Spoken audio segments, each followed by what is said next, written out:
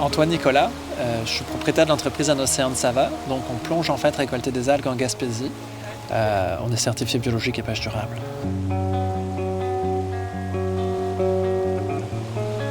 La journée type, elle va commencer par des jours d'avant de préparation. Il faut qu'on surveille les conditions météo des jours d'avant, des 3-4 jours d'avant, de façon à pouvoir anticiper la visibilité qu'on va avoir aussi sous l'eau en fonction de l'exposition des secteurs. Fait que là, j'arrive sur zone de récolte. Je vérifie mon équipement, qu'il ne manque rien, bien sûr. Après, je commence à m'installer et puis je m'enligne sur la récolte. J'ai un poignard de plongée, qui est mon instrument de récolte, en fait. Je coupe l'algue. Légalement, il faut qu'on coupe l'algue. On n'a pas le droit de les arracher. Il faut donc les couper de façon à permettre qu'elles repoussent. Fait que ça, c'est vraiment important. Après, j'ai des équipements de plongée qui sont adaptés à mes besoins. Fait qu'on est sur des équipements d'apnée qui sont performants.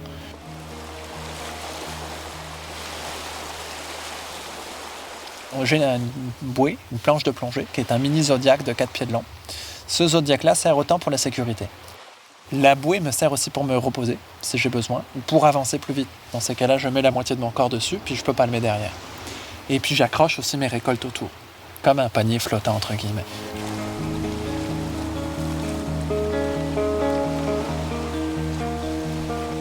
Les quantités que vous pouvez récolter dans une journée normale, quelles sont-elles? Ça va dépendre complètement de l'espèce que je vais récolter. Si on est sur de la norée de l'Atlantique, on va être sur quelques kilos, ou une dizaine de kilos maximum, ce qui va donner à peu près 500 grammes secs. Et si on est sur de la Combie royale, on peut sortir des plus gros volumes, effectivement. Fait qu'on peut monter quand même sur plusieurs centaines de kilos.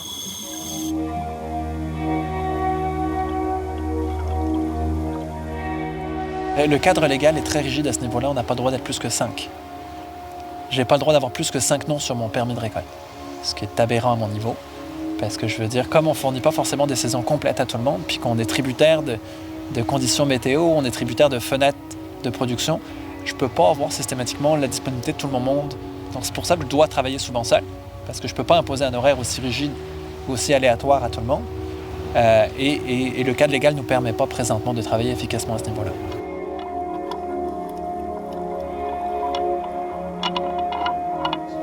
Moi, ça fait 16 ans que je voulais partir mon entreprise.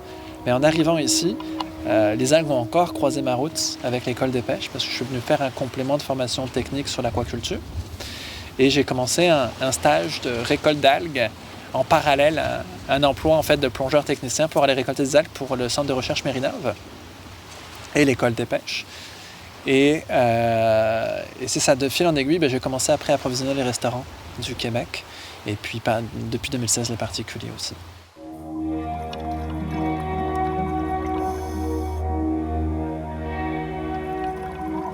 Nous, on en récolte 15 espèces différentes. En fait, on a la plus grosse diversité d'algues qui sont récoltées au Québec sur nos permis. Donc, on parle d'une diversité qui est aussi grande que l'ensemble des poissons, crustacés, mollusques qui sont pêchés dans le Golfe, en termes de nombre d'espèces. Et en termes de familles, on a 3 familles différentes. On a des vertes, on a des rouges, on a des brunes. Il y a autant de différences entre une verte, une rouge, une brune qu'un poisson, un crustacé puis un mollusque.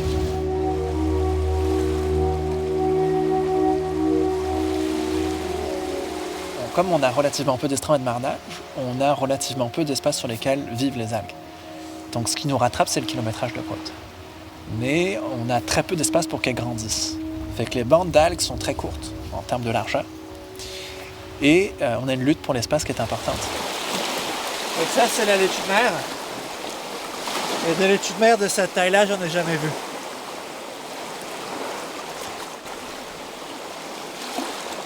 Celle-là, c'est nous qui l'avons baptisée avec des restaurateurs parce qu'elle n'avait pas de nom français.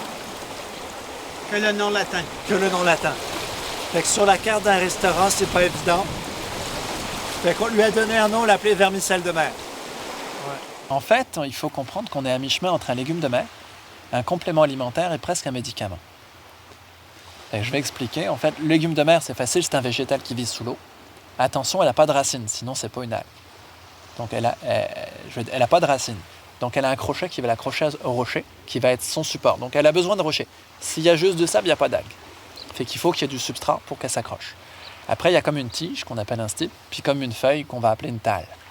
Et nous, on va couper au-dessus du stipe de façon à favoriser la repousse. Donc la plus grande partie de la biomasse d'algues, la plus grosse quantité, on va les retrouver jusqu'en haut de la zone des marées hautes, jusqu'à 20-30 mètres de profondeur.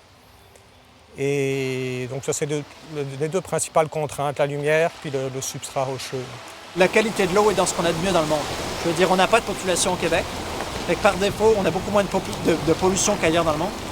On est à côté du parc Forion, donc c'est le même principe, on est à côté d'un parc naturel. C'est dur de faire mieux en termes de qualité environnementale.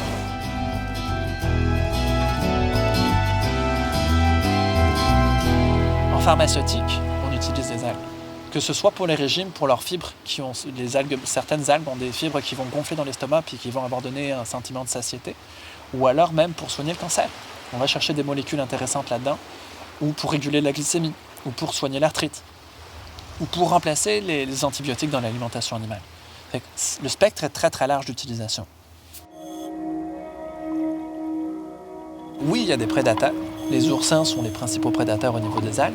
Les escargots, les petits mollusques, il y a des petits mollusques qui vont manger les algues, puis qui peuvent diminuer aussi la valeur marchande. Et puis on a aussi des parasites.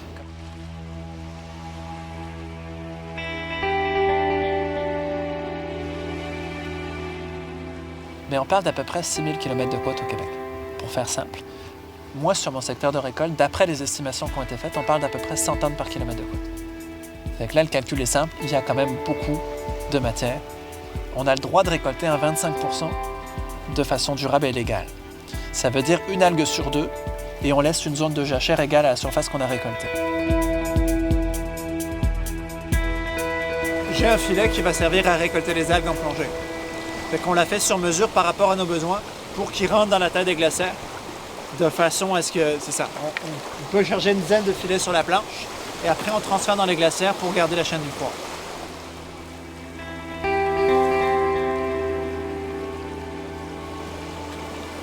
Et que ça, ce qui est intéressant aussi sur le poignard, c'est que je les prends avec 2 tranchants. Ça veut dire que si je n'ai pas coupé d'un bord, je vais pouvoir couper de l'autre côté. Donc j'ai un double tranchant aussi. Puis la lame est grande, fait que c'est plus facile à travailler aussi.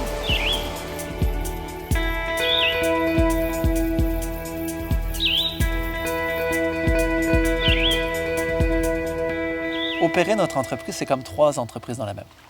En termes de récolte, d'habitude, c'est le pêcheur qui va aller chercher son mât. Il l'emmène à l'usine, qui est le transformateur. Et puis, il y a encore un distributeur derrière, qui, lui, va revendre le produit derrière. Nous, on est obligé d'opérer les 3 volets en même temps, en parallèle. Ça fait que moi, je suis connecté à mon marché et je récolte ce que j'ai besoin.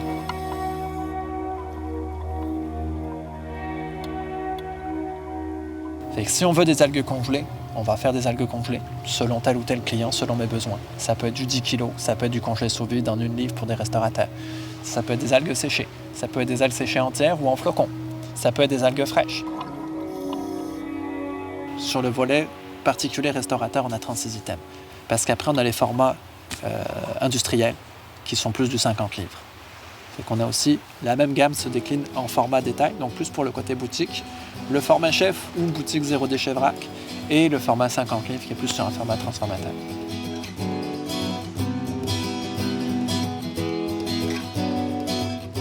Mon marché de base, c'est l'agroalimentaire.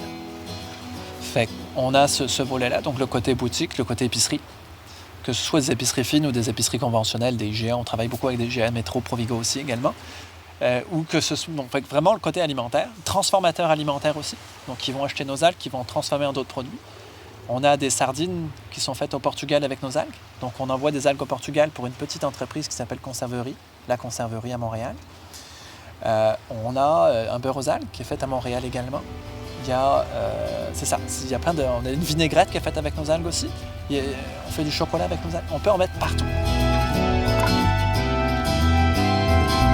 Puis, je vous dirais qu'il y a de plus en plus de curiosité là, de la part des clients.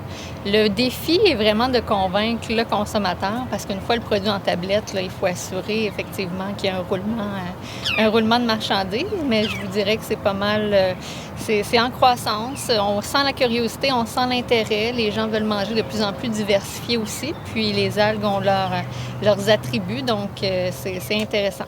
Présentement, on a une première structure de financement qui vient d'être bouclée, de l'ordre de 450 000 pour du marketing, pour de la force de vente, pour vraiment plus axé sur ce volet-là. Et on parle d'une autre structure qui s'en viendrait autour de 400 000 aussi.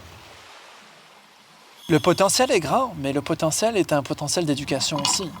Puis moi, ce que j'observe aussi au niveau de la clientèle qu'on a ici, c'est que les gens sont capables d'innover beaucoup plus rapidement qu'ailleurs. Moi, je suis français d'origine. Ça a mis 40 ans à un Français à manger des algues, là. Ça en prend beaucoup moins pour un Québécois. Au niveau des produits bruts, ça va beaucoup chercher les restaurateurs. T'sais, ça, on ne se le cachera pas. Eux, ils veulent se démarquer, ils veulent innover. Fait que c'est vraiment un vecteur là, pour la mise en marché des algues. Du côté du grand public, bien là, on est plus dans les produits connus, traditionnels. Fait qu'il faut vraiment y aller vers le prêt à l'emploi le plus possible.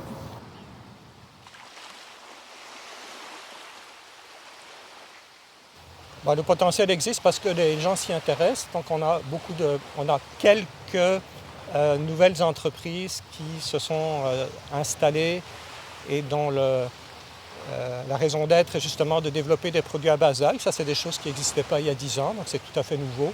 Il y a un intérêt du public et du marché pour les produits à base d'algues. Il faut en même temps pouvoir récolter, en même temps pouvoir transformer, stocker et vendre sur les marchés. Et il faut qu'on aille faire de la vente directe aussi, donc de l'événementiel, du salon.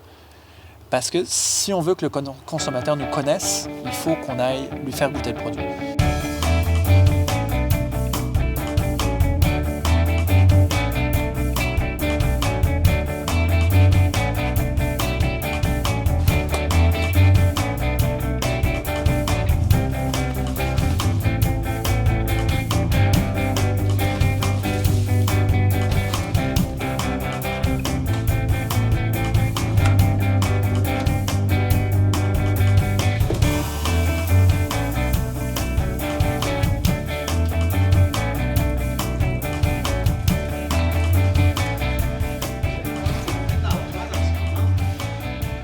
Là, on est en train de sécher des algues qu'on a récoltées en plongée.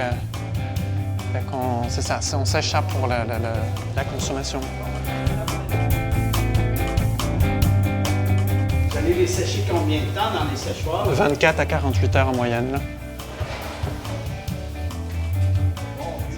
Ça sèche plus vite quand elles ne sont pas les unes sur les autres. Et puis c'est ça, ça permet une plus belle qualité de produit aussi. Fait que ça, on l'appelle aussi les algues de mer en Gaspésie. Là. Fait que c'est une algue très populaire en Gaspésie. C'est le laminaire. C'est le laminaire. C'est une des laminaires. Laminaire, c'est une famille. Le nom japonais de la laminaire, c'est la kombu. Donc on connaît plusieurs kombu. Et ça, c'est la kombu royale ou la laminaire sucrée. Parce qu'en fait, on a plusieurs générations dans l'année qui fait que là, on est sur des jeunes pousses. Ça, c'est des jeunes pousses qui sont partis cet été. Fait que c'est des algues qui n'ont même pas un an. Elles vont perdre beaucoup de leur poids lors du séchage? En moyenne, 90%. En moyenne. Fait que ça nous prend, en moyenne, 10 kg frais pour faire 1 kg sec. Notre clientèle en particulier est très sensible aux valeurs nutritives de nos produits. Et si on veut les meilleures valeurs nutritives, ça nous prend des algues séchées à froid. C'est comme ça qu'on va conserver vraiment davantage les vitamines. Pour 10 kg, on retire 9 kg d'eau. Fait qu'il faut sortir cette eau-là de la pièce. C'est surtout ça qui est important. Là, on a à peu près 100-120 kg aujourd'hui. Fait qu'on a 90 kg à sortir d'eau.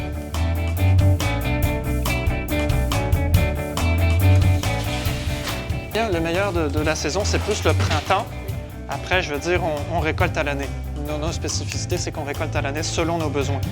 Ça veut dire que ça peut m'arriver de récolter en plein mois de décembre ou en plein mois de janvier, selon les années, selon les besoins, selon les clients. Fait qu'on, c'est ça, c'est vraiment dans les spécificités. Il n'y a pas de période morte. Fait que oui, ça se consommait. C'est plus sur le côté anglophone et irlandais d'origine, mais ça se consommait en Gaspésie. Ça se consommait aussi par les Autochtones. C'est bien documenté que les Inuits consommaient des algues. Et pour aller récolter des algues vivantes, comme on disait tantôt, ça nous prend un permis, ça nous prend des quotas. N'importe qui ne peut pas s'improviser à aller chercher des algues récolter des algues. C'est le même principe que d'aller pêcher son homard soi-même. Vous allez être exposé à des sanctions, des amendes.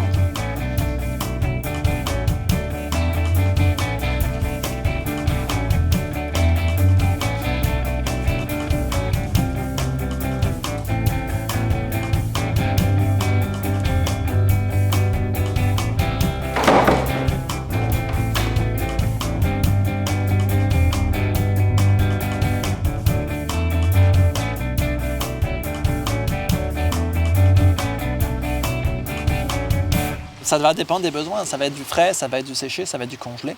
Fait que c'est vraiment dépendant de... Parce que si on vend du congelé, c'est son poids de départ, à peu de choses près. Il a perdu un peu d'eau. Mais si on vend du sec, il a perdu 10 à 20 fois son poids. Fait que je veux dire, si ça me prend 20 kg d'algues fraîches pour faire 1 kg sec, on a des conversions qui sont... Puis qui peuvent être dépendantes du moment de la saison où elles ont été récoltées aussi.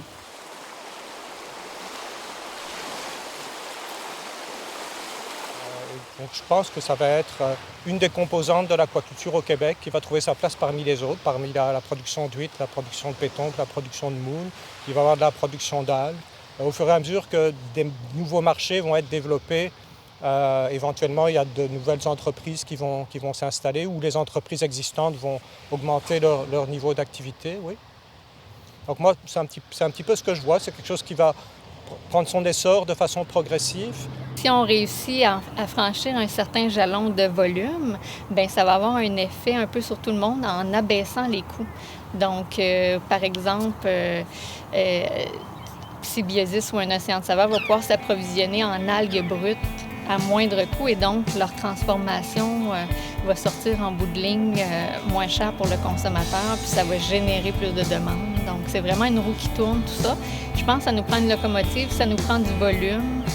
Ça nous prend une organisation, puis un label Algues du Québec peut-être pour vraiment mieux positionner nos produits au Québec.